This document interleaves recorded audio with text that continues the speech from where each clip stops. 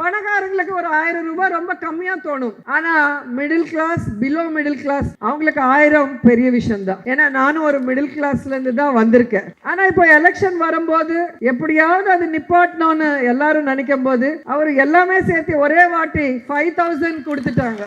அதுல எல்லாருக்கும் பைத்தியம் வந்துச்சு. பைத்தியம் பிடிச்சு போச்சு. என்ன சொல்றாங்க, இவங்க காசு கொடுத்து சோம்பேறி ஆக்குறாங்க, காசு கொடுத்து பிச்சைக்காரன் ஆக்குறாங்கன்னு சொல்றாங்க. அவங்கள நான் வந்து நேர்ல கேள்வி கேட்கிறேன் இங்கேருந்து. இது பாலிடிக்ஸ் இல்ல. ஆஸ் எ விமன் நான் ஒரு நல்லது செஞ்சாரு சிஎம், அது நீ எப்படி பிச்சைக்காரன் பிச்சை போடுறாங்கன்னு சொல்றீங்க, எப்படி சோம்பேறி ஆக்குறீங்கன்னு சொல்றீங்கன்னு கேட்கிறேன். ஏன்னா இப்போ கார்பரேட் அவங்க பாத்தீங்கன்னா 1000 கோடி கடன் வாங்குவாங்க, லட்ச கோடி கடன் வாங்குவாங்க, அது திருப்பி கொடுக்காம ஏமாத்துவாங்க. சோ அப்ப என்ன பண்ணுவாங்க, ரைட் ஆஃப் சொல்லிட்டு அதெல்லாம் தள்ளுபடி பண்ணுவாங்க. 1000 கோடி லட்சம் கோடி தள்ளுபடி பண்ணும்போது யாருமே பேச மாட்டாங்க, அதை பத்தி யாரும் எதுவும் சொல்ல மாட்டாங்க. ஆனா ஏழைகளுக்கு கொடுக்கும் போது மட்டும் எல்லாரும் பொத்துக்கிட்டு வருவாங்க, உடனே அது ஒரு பெரிய தப்பா பேசுவாங்க. அதுதான் எனக்கு பிடிக்காத விஷயம். இங்க வந்திருக்கிற அனைவருக்கும் மாலை வணக்கங்கள். இன்னைக்கு ரெஸ்பெக்டட் சிஎம் ஸ்டாலின் அவரோட பர்த்டே செலிப்ரேஷன்ஸ். இந்த செலிப்ரேஷன்ஸ்ல உங்கள் எல்லாரோட கலந்துக்கிறது ரொம்ப சந்தோஷமாக இருக்குது. இதுக்கு காரணம் என்னோட சகோதரர் சேகர் பாபு அண்ணா. அவர் நினச்சா நம்ம 7 கடல் தாண்டி இருந்தாலும் நம்மளை கண்டுபிடிச்சி கூட்டிகிட்டு வருவார். அவருக்கு தேவையான மட்டும் இல்லை, நமக்கு தேவை இருந்தாலும் நம்ம ஒரு ஃபோன் கால் பண்ணால் 7 கடல் தாண்டி அவர் இருந்தாலும் உடனே ஃபோன் எடுத்து என்ன தங்கச்சி சொல்லுங்கன்னு. ஸோ அவரை பார்க்கும்போது நிறைய கற்றுக்கிட்டேன். நான் அமைச்சராகவும் இருக்கணும், தொண்டராகவும் இருக்கணும். அப்போ தான் ஜனங்க இதயத்தில் இடம் பிடிக்க முடியும். அதுதான் நான் அவர்கிட்ட கற்றுக்கினது. அண்ட் நான் இந்த செலிப்ரேஷனுக்கு வரும்போது நிறைய பேர் கேட்டாங்க, நீங்கள் வேறு பார்ட்டியில் இருக்கீங்க, மினிஸ்டராக பண்ணியிருக்கீங்க, இந்த மாதிரி எலெக்ஷன் நேரத்தில் நீங்கள் போகலாமான்னு சொன்னாங்க. நான் எலெக்ஷன் பிரச்சாரத்துக்கு போகல, நான் ஸ்டாலின் சாரோட பர்த்டே செலிப்ரேஷன்ஸில் கலந்துக்கிறதுக்கு என்ன சகோதரர் கூப்பிட்டதுனால நான் போகிறேன்னு சொன்னேன். சரி, வரும்போது நம்ம பேசினோமே ஸ்டாலின் சார் பற்றி. ஸோ அப்போ தான் அவர் என்னென்ன பண்ணியிருக்காருன்னு சொல்லி கேட்டுகிட்டே இருந்தேன். நான் என் சுற்றி இருக்கிறவங்கள கேட்கும்போது அவங்க சொன்ன விஷயங்கள் பார்க்கும்போது ரொம்ப சந்தோஷமாக இருந்தது. ஏன்னா பாலிட்டிக்ஸ்னால் எலெக்ஷன் மட்டும்தான் உங்கள் பார்ட்டி எங்கள் பார்ட்டி. ஆனால் ஒரு வாட்டி ஜெயிச்சுட்டா ஜெயிச்சவங்க சிஎம்மாக இருக்கிறவங்களுக்கு எல்லாருமே அவங்க சொந்தம். ஸோ எல்லாருக்கும் நல்லது செய்ய வேண்டிய ஒரு ரெஸ்பான்சிபிலிட்டி அவங்களுக்கு இருக்கும். இன்னைக்கு தமிழ்நாட்டில் பார்த்தீங்கன்னா கலைஞர் உரிமை தொகை 1000 rupees எவ்ரி மந்த் கொடுக்குறாங்கன்னு சொன்னாங்க. ஆந்திராவில் சொல்லியிருக்காங்க சந்திரபாபு நாயுடு, எவ்ரி இயர் 18 வயசு தாண்டினவங்களுக்கு வீட்டில் எவ்வளோ பேர் இருந்தால் அவ்வளோ பேருக்கு 1500 கொடுக்குறேன்னு சொன்னாங்க. 2 வருஷம் ஆகுது, ஒரு பைசா கூட கொடுக்கல. ஆனால் உங்கள் சிஎம் சொன்னபடியா எவ்ரி மந்த்து வீட்டில் அந்த ஹெட்டு யார் இருக்காங்களோ அந்த லேடிக்கு 1000 rupees டான் போகுது. ஸோ அது லீடர்னா ஒரு வார்த்தை கொடுத்தா அது சிஎம்மா சைன் பண்ண உடனே அவங்க செய்ய வேண்டியது செஞ்சுட்டே போனோம். அது கேள்விப்பட்ட உடனே எனக்கு ரொம்ப சந்தோஷமாக இருந்தது. பணக்காரங்களுக்கு ஒரு 1000 ரூபாய் ரொம்ப கம்மியாக தோணும். ஆனால் middle class, below middle class அவங்களுக்கு 1000 பெரிய விஷயந்தான். ஏன்னா நானும் ஒரு மிடில் கிளாஸ்லேருந்து தான் வந்திருக்கேன். ஸோ எனக்கு தெரியும், ஊரில் இருக்கிறவங்க இல்லை மிடில் கிளாஸில் இருக்கிறவங்களுக்கு ஒரு 1000 ரூபாய் கையில் கிடச்சா அவங்க அந்த 1000 ரூபாயில் அந்த வீட்டுக்கு தேவையான அரிசியோ பூண்டோ உப்போ புளியோ ஏதோ ஒன்று அவங்களுக்கு வேண்டிய கன்வர்சியோ இல்லை பசங்களுக்கு வேண்டிய விளையாட்டு பொருளோ இந்த மாதிரி நிறைய வாங்கலாம்.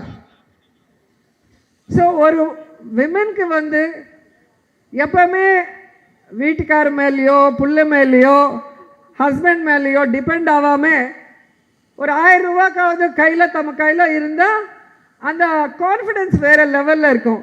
ஸோ உங்களுக்கு அந்த ஃபைனான்ஷியல் சப்போர்ட்டு ஸ்டாலின் சார் கொடுத்தது எனக்கு ரொம்ப சந்தோஷமாக இருந்தது கேள்விப்படும் போது. ஆனால் இப்போ எலெக்ஷன் வரும்போது எப்படியாவது அது நிப்பாட்டணும்னு எல்லாரும் நினைக்கும் போது அவர் எல்லாமே சேர்த்து ஒரே வாட்டி 5,000 கொடுத்துட்டாங்க. அதில் எல்லாருக்கும் பைத்தியம் வந்துச்சு. ஸோ பைத்தியம் பிடிச்சி போச்சு. என்ன சொல்கிறாங்க, இவங்க காசு கொடுத்து சோம்பேறி ஆக்குறாங்க, காசு கொடுத்து பிச்சைக்காரன் ஆக்குறாங்கன்னு சொல்கிறாங்க. அவங்கள நான் வந்து நேரில் கேள்வி கேட்குறேன் இங்கேருந்து.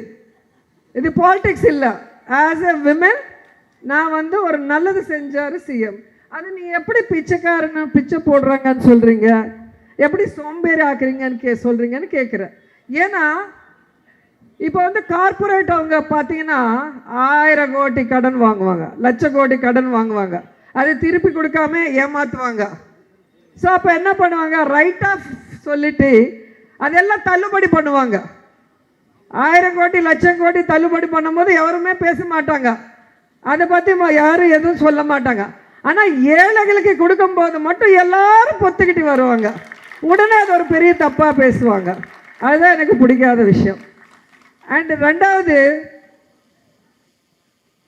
இன்னைக்கு ஏழைகளுக்கு கொடுத்த காசு நீ 1000 ரூபா கொடுத்தாலும் 2000, நெக்ஸ்ட்டு ஆட்சிக்கு வந்தால் 2000 கொடுக்குறேன்னு சொல்லியிருக்காங்க.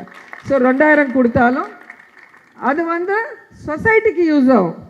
உங்களுக்கு வந்து அந்த 1000 ரூபாத்தில் நீங்கள் ப்ரொவிஷன் ஷாப்புக்கு போகலாம், துணி கடைக்கு போகலாம், இல்லை விளையாட்டு பொருள் பசங்களுக்கு வாங்க போகலாம், காசு இங்கே சுற்றும்.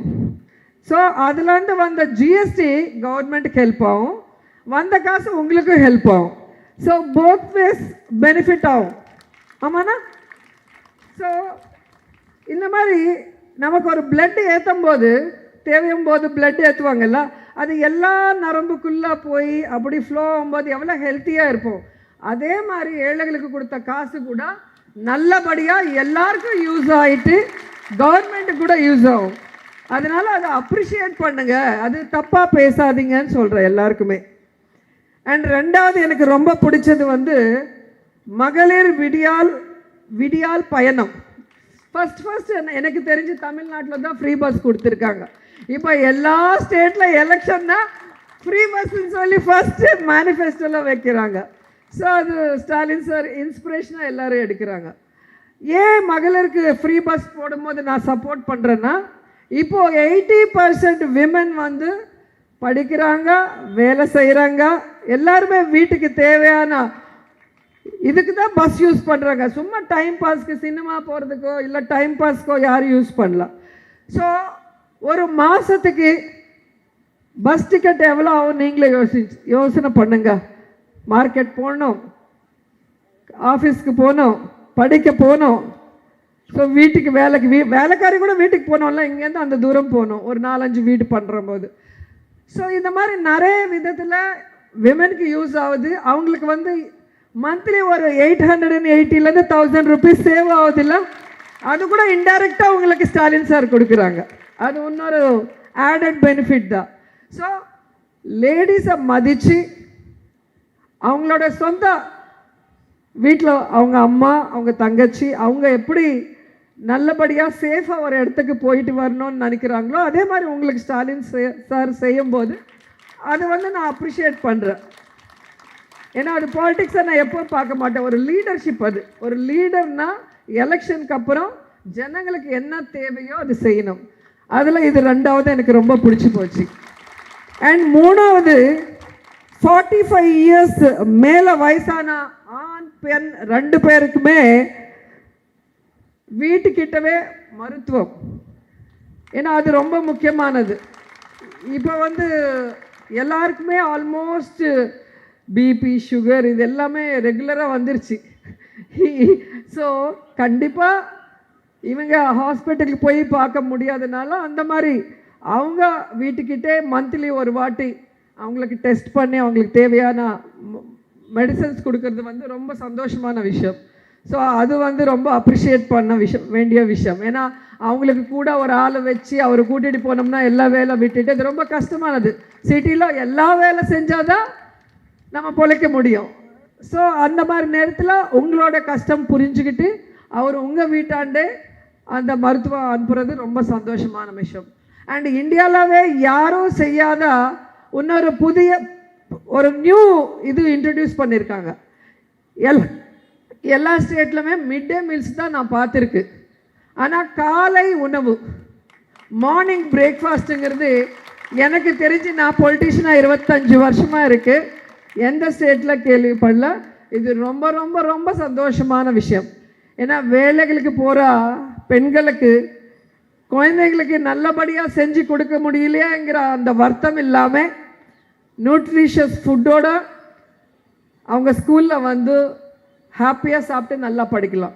சாப்பிடாம உட்கார்ந்த படிப்பு மேலே எப்படி கவனம் வராது. ஸோ நல்லா சாப்பிட்டு ஹெல்த்தியாக இருந்தால் தான் பசங்கள் வந்து நல்லா படிக்க முடியும். நல்லா படித்ததுன்னா லைஃப்பில் நல்லபடியாக செட்டில் ஆக முடியும். ஸோ அவர் வந்து அந்த ப்ரெக்னெண்ட்டாக இருக்கிற லேடி அவங்க வயிற்றில் அந்த கருவையிலேருந்து வயசான காலம் வரைக்கும் யாருக்கு என்ன என்ன நல்ல உதவிகள் பண்ணணும்னு யோசனை பண்ணி அவ்வளோ நல்ல விஷயங்கள் பண்ணார். அதனால் ஸ்டாலின் சார் எப்பவுமே சந்தோஷமாக சக்ஸஸ்ஃபுல்லாக 100 ஆண்டு நல்லபடியாக இருக்கணும்னு கடவுள் வேண்டிக்கிறேன். ஸோ அவருடைய பர்த்டே செலிப்ரேஷன்ஸில் இவ்வளோ பேர் கலந்துக்கிட்டு இவ்வளோ சந்தோஷமான சமையலில் என்னை வந்து இங்கே கெஸ்ட்டாக கூப்பிட்டதுக்கு என்னோட சகோதரருக்கு நன்றி சொல்லிக்கிறேன். ஸோ எனக்கு தமிழ் அவ்வளோ ஃப்ளூயண்ட்டாக பேச முடியாது, ஆனால் நான் வந்து நல்ல விஷயங்கள் கேள்விப்பட்டதுனால அது எப்படியாவது உங்ககிட்ட சேர்க்கணும், சொல்லணும். இந்த மாதிரி நல்ல விஷயங்களை பண்ணுறவங்க ஒரு தாயாகவும் தந்தையாகவும் அன்னையாகவும் இருந்து உங்களுக்கு தேவையான எல்லா உதவிகள் செய்கிற ஸ்டாலின் சாரை நீங்கள் எல்லாம் கூட இருந்து மறுபடியும் அவரை சக்ஸஸ்ஃபுல்லாக முன்னுக்கு கொண்டு வர சொல்லி கேட்டுக்கிறேன். Thank you so much. வணக்கம்.